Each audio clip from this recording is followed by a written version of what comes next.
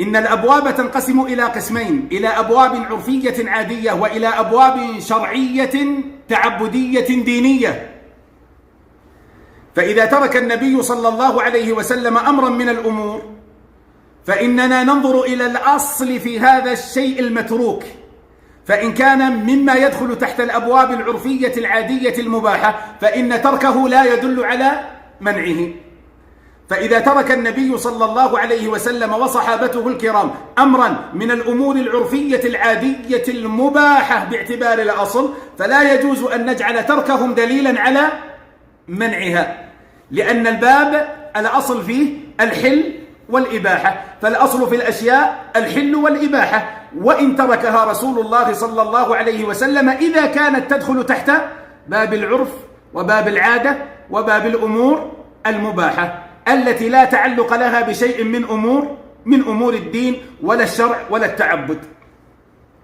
وأما الأبواب التعبدية أي التي يتخذها الإنسان قربة فيما بينه وبين الله عز وجل ويراها من العبادات، فهنا كل شيء تركه رسول الله صلى الله عليه وسلم وصحابته الكرام مما يدخل تحت دائرة التعبد والشرع والدين فتركه مع قيام المقتضي له يدل على أنه غير مشروع.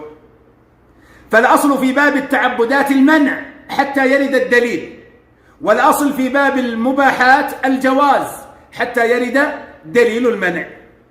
فالذين يحتفلون بمولد النبي صلى الله عليه وعلى آله وصحبه وسلم لا يتخذونه عادة، وإنما يتخذونه عبادة ودينا وقربة، بل ويسيئون إلى كل من يمنعه ويصفونه بالأوصاف القبيحة المستهجنة من أنه لا يحب الله ولا يعظم رسول الله وليس على منهج السنة وليس ناصرا للدين إلى غير ذلك من الأوصاف التي يصفون بها من لا يحتفل. فهذا دليل على أنهم يجعلونه دينا فيما بينهم وبين الله، وقربة يتقربون بها إلى الله، وشريعة يرجون ثوابها من الله عز وجل.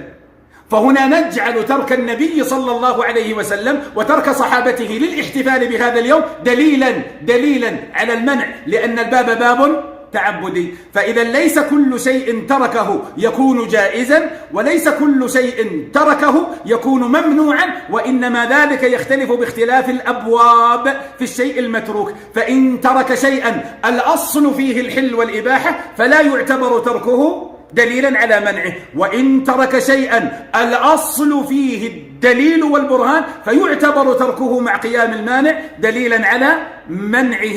والاحتفال بالمولد ليس من الباب الأول أي من باب ما الأصل فيه الإباحة، وإنما هو في الباب الثاني أي ما الأصل فيه المنع حتى يرد دليل المنع. ولذلك لو كان الاحتفال بمولده دينا لاحتفل به هو، إذ كيف يترك شيئا من الدين؟ لو كان الاحتفال بمولده شريعة لاحتفل هو، إذ كيف يترك شيئا من الشريعة؟ لو كان الاحتفال بمولده مما يتقرب به العبد إلى رب السماوات والأرض لكان أولى بها رسول الله صلى الله عليه وسلم. والمتقرر أن كل شيء من التعبدات لا يعرفه ولم يفعله أصحاب محمد صلى الله عليه وسلم فليس من التعبد في صدر ولا ورد.